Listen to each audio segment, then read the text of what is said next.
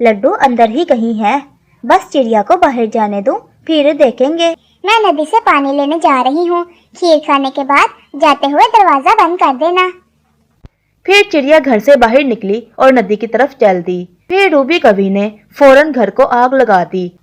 वो इधर उधर भागने लगा और आग पूरे घर में फैल चुकी थी। उस चीख में इतना डर था कि पूरा बाग लर्ज उठा।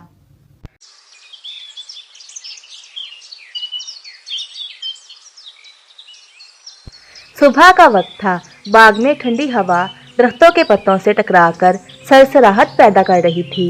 फूलों की महक हर तरफ बिखरी हुई थी। ऐसे पुरसुकून माहौल में दो नन्हे परिंदे बिट्टू कौवा और लड्डू अपने छोटे से फुटबॉल के साथ खेल रहे थे और लंबी लंबी बातें कर रहे थे। बिट्टू ने फुटबॉल को जोर से ऊपर उछाला, फिर बड़े स्टाइल के साथ अपने सीने पर मारा और गर्दन अकड़ कर बोला, लड्डू देखा, ये हरकत सिर्फ बड़े खिलाड़ी करते हैं।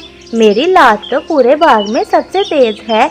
मैं चाहूँ तो एक ही किक में गेंद को जंगल के दूसरे सिरे तक फेंक दूं। लड्डू ने हंसते हुए जवाब दिया, बिट्टू तुम इतना बढ़ा चढ़ा करके बोलते हो। कल तो तुमसे गेंद दूर ही नहीं गई थी। बुलबुल ने उठाकर वापस दी थी तुम्हें। उसे लड्डू की सच्ची बात तीर की तरह लगी। उसने मजीद बढ़ा चढ़ाकर बात करना चाही, मगर लड्डू की आवाज दोबारा आई, तुमने खुद कहा था ना कि कल तुम थक गए थे। बिट्टू के चेहरे पर लकीरें पड़ गईं। उसका सीना भड़क उठा। गुस्से में बिट्टू ने बगैर सोचे समझे जोर की किक लगाई। गेंद सीधी आकर लड्डू के सर पर लगी। एक तेज आवाज गूंजी। लड्डू का सर फट गया और थोड़ा सा खून भी निकल आया। लड्डू की चीख निकल गई। बिट्टू तुमने मुझे इतना जोर से क्यों मारा? बहुत दर्द हो रहा है। बिट्टू कौवा घबरा गया। उसकी आंखें फैल गईं, हाथ पैर कांप गए। अरे अरे मैं तो बस खेल रहा था लड्डू, मैंने जानबूझकर नहीं किया। मगर लड्डू रोता हुआ बाग से भाग गया। मैं अपनी अम्मी को बताऊंगा। बिट्टू का दिल पैरों में आ गया था। बिट्टू अकेला खड़ा कांप रहा था। या अल्लाह, अब मैं क्या करूं? लड्डू ने अगर सब सच बता दिया तो अम्मी तो मुझे मार डालेंगी। अम्मी तो वैसे ही गुस्से की तेज हैं। कुछ देर सोचने के बाद उसके दिमाग ने एक रास्ता निकाला। हाँ, मैं अम्मी को बता दूंगा कि लड्डू ने पहले मुझे मारा था। मैं तो बस खुद को बचा रहा था। फिर वो जल्दी से घर की तरफ उड़ गया। जैसे ही बिट्टू घर में दाखिल हुआ, रूबी पहले ही गुस्से में बैठी हुई थी। कहाँ था तू? और ये परेशान शक्ल क्यों बनाई हुई है तूने? अम्मी वो लड्डू ने मुझे पहले मारा था। मैंने तो बस हल्की सी किक मारी थी, पता नहीं क्यों रोने लगा। ये सुनकर रूबी को बहुत ज्यादा गुस्सा आ गया। उस छोटी चिड़िया के छोटे से पिद्दे बच्चे की इतनी हिम्मत कि मेरे बिट्टू को मारे। मैं उस लड्डू को छोड़ूंगी नहीं। बिट्टू का दिल कांप उठा। अगर अम्मी लड़ने गई तो सच सामने आ जाएगा। दूसरी तरफ लड्डू रोता हुआ अपने घर पहुंचा। मानो चिड़िया ने उसकी हालत देखी तो दहल गई। लड्डू मेरे बच्चे, ये क्या हुआ? ये जख्म कैसे लगा? फिर लड्डू ने पूरी बात बताई। बिट्टू का गुस्सा, भड़कें, किक लगाना और फिर झूठ। मानो चिड़िया ने बेबसी से आसमान की तरफ देखा। बेटा, हम कमजोर परिंदे हैं। रूबी कभी तो वैसे ही लड़ती है। अब वो जरूर लड़ने आएगी। लड्डू ये सुनकर कांपने लगा। बिट्टू मेरे साथ चलो, अभी इसी वक्त चलकर उस लड्डू को मजा चखाती हूँ। बिट्टू का तो रंग ही उड़ गया। अम्मी आप जाओ, मैं बहुत थक गया हूँ, नींद आ रही है, आप ही बात कर लो। ठीक है, मैं अकेली ही काफी हूँ। और वो गुस्से में घर से निकल जाती है। दूसरी तरफ मानो चिड़िया ने जल्दी से लड्डू से कहा, बेटा जल्दी से दूसरे कमरे में जाकर अलमारी के पीछे छुप जाओ। रूबी आ गई तो तुम्हें नुकसान पहुंचाएगी। लड्डू दौड़कर छुप गया। उसी वक्त दरवाजे पर तेज दस्तक हुई।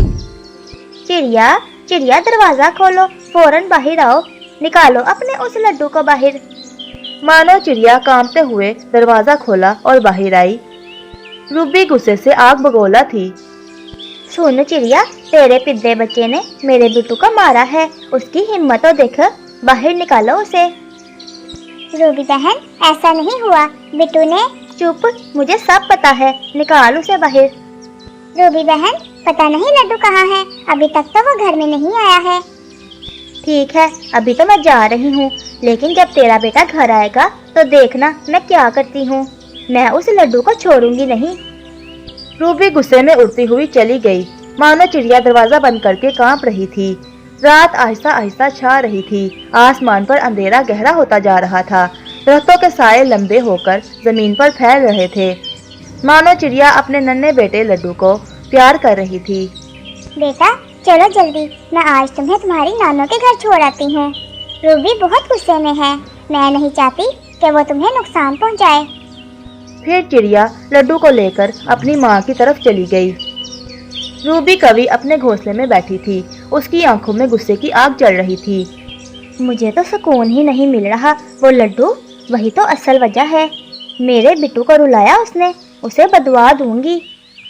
वो खड़ी होती, कभी इधर फिरती कभी उधर फिरती। उसके दिल में बेचैनी और नफरत का तूफान बन चुका था। क्यों ना बिट्टू और लड्डू की दुश्मनी का फायदा उठाकर लड्डू को हमेशा के लिए खत्म कर दूं।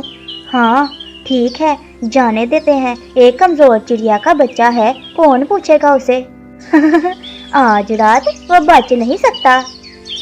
फिर सुबह हो जाती है। उसी वक्त बिट्टू दरख्त पर उदास बैठा था। बिट्टू की आंखों में नमी थी, वो अपने पंजों से दरख्त की शाख खुरच रहा था। यार, मैंने बहुत गलत किया। लड्डू तो सच बोल रहा था और मैंने झूठ ही बोल दिया। और अम्मी ने गुस्से में जाने क्या कुछ सोच लिया है। काश मैं उससे माफी मांग लूं। फिर वो फौरन उड़कर मानो चिड़िया के घर पहुंच गया। मानो आंटी, लड्डू कहाँ है? मैं उससे माफी मांगना चाहता हूँ। हम खेल रहे थे और झगड़ा हो गया, लेकिन अब मुझे अफसोस है। मानो चिड़िया के चेहरे पर नरम मुस्कुराहट आई। बिट्टू बेटा, मुझे खुशी है कि तुम्हें एहसास हुआ, लेकिन लड्डू अब यहाँ नहीं है। मैं उसे रात ही नानों के घर भेज आई हूँ। वो 1-2 दिन में वापस आ जाएगा। आंटी, आप बहुत अच्छी हैं, मैं शर्मिंदा हूँ। दूसरी तरफ रूबी कवि घर से निकल आई और मानो चिड़िया के घर के पीछे छुप गई। वो अंदर की सारी बातें सुन रही थी।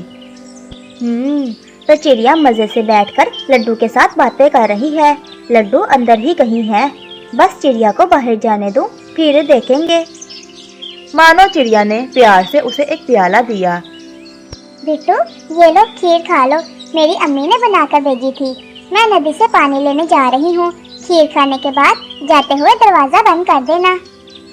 फिर चिड़िया घर से बाहर निकली और नदी की तरफ चल दी। रूबी की आंखें चमक उठीं। यही सही मौका है, आज उस घर को ही आग लगा दूंगी और वो पिद्दा सा लड्डू यहीं जलकर खत्म हो जाएगा। फिर रूबी कवि ने फौरन घर को आग लगा दी और सारे घर को आग लग गई। चंद ही लम्हों में आग भड़क उठी। घर के अंदर अभी बिट्टू बैठा हुआ था। वो जोर जोर से चीख रहा था। अम्मी, कोई है? कोई बचाओ, बचाओ, आग लग गई, कोई मुझे बचाओ। वो इधर उधर भागने लगा और आग पूरे घर में फैल चुकी थी। उस चीख में इतना दर्द था कि पूरा बाग लर्ज उठा। चंद लम्हों बाद आवाजें खामोश हो गईं। बिट्टू जलकर मर गया था। मानो चिड़िया नदी पर बैठी पानी पी रही थी कि अचानक बुलबुल भागी हुई आई। चिड़िया, चिड़िया, तुम्हारे घर में आग लगी है। मानो चिड़िया के पैरों से जमीन ही निकल गई। वो फौरन घर की तरफ उड़ी। मानो चिड़िया का घर जल रहा था, शोले आसमान को छू रहे थे। मानो चीख चीख कर बोल रही थी, बिट्टू, बिट्टू जवाब दो। बिट्टू कहाँ हो तुम? अंदर बिट्टू था। हाय अल्लाह, बिट्टू था अंदर। दूर बैठी रूबी कवि सब तमाशा देख रही थी, मगर जैसे ही उसने बिट्टू का नाम सुना, उसकी रूह कांप उठी। रूबी के पैरों से जमीन ही निकल गई। वो दौड़ती हुई आगे बढ़ी। चिड़िया, ये तुम क्या कह रही हो? अंदर अंदर बिट्टू था। मानो चिड़िया रो रही थी। हाँ रूबी बहन, वो लड्डू से माफी मांगने आया था। वो खीर खा रहा था, वो अंदर ही था। रूबी के हाथ कांपने लगे, फिर वो जमीन पर गिर गई। मेरा बेटा, मेरा बिट्टू, मेरा बिट्टू, मुझे आवाज दो, सब कुछ खत्म हो गया। रूबी आंसू बहाती हुई जोर जोर से रोने लगी। मैंने अपने ही हाथों से अपने बिट्टू की जान ले ली। मैंने लड्डू को मारने के लिए चिड़िया का घर जलाया था। मुझे क्या पता था कि अंदर बिट्टू है। मानो चिड़िया गुस्से में आगे बढ़ी। रूबी, तुमने दुश्मनी में मेरा घर जलाया, लेकिन अल्लाह ने तुम्हें वही सजा दे दी। तुमने अपना बच्चा खुद मार डाला। और यूं रूबी को अपने किए की सजा मिल गई। दोस्तों, आज हम सब बहुत टूटे हुए दिल के साथ आपके सामने बैठे हैं। हमारा पहला वर्ड स्टोरीज वाला चैनल जो आप सबकी मेहनत से भरा था, वो मिट गया है, वो डिलीट हो गया है। हमने इस चैनल पर कितने ख्वाब सजाए थे, कितने किस्से सुनाए थे, कितनी ही यादें बनाई थी, और आज वो सब एक पल में खत्म हो गया है। मैं तो हमेशा हंसी मजाक करता हूँ, लेकिन आज दिल वाकई रो रहा है, जैसे कोई अपना बिछड़ गया हो। मैं सोच रहा हूँ, क्या हमारे वो पुराने प्यारे व्यूवर्स जिन्होंने हमें हर कहानी में सराहा था, वो क्या हमें दोबारा अपने दिल में जगह देंगे? हाँ, आज हम खाली हाथ नहीं आए। हम आपके सामने एक उम्मीद लेकर आए हैं, एक नया घर, एक नया चैनल, जहाँ हम फिर से वही मोहब्बत, वही खुशी वापस लाना चाहते हैं। दोस्तों, आपके बगैर हम कुछ नहीं है। हमारा हर लफ्ज, हर कहानी आपकी वजह से जिंदा थी। बराहे करम, अगर कभी हमारी किसी कहानी के साथ आपके चेहरे पर मुस्कुराहट लाई थी, तो हमारे नए चैनल को जरूर सब्सक्राइब कर दीजिए। हाँ, हम वादा करते हैं, हम फिर से आपका दिल जीतेंगे, फिर से वही हंसी, वही एहसास वापस लाएंगे। सिर्फ एक क्लिक और हम दोबारा से खड़े हो जाएंगे। सिर्फ एक आपका साथ और हमारा ये सफर फिर से शुरू हो जाएगा। हमें छोड़कर मत जाइएगा, आपका प्यार ही हमारा हौसला है। प्यारे दोस्तों, हमारे नए चैनल को सब्सक्राइब कर दीजिए।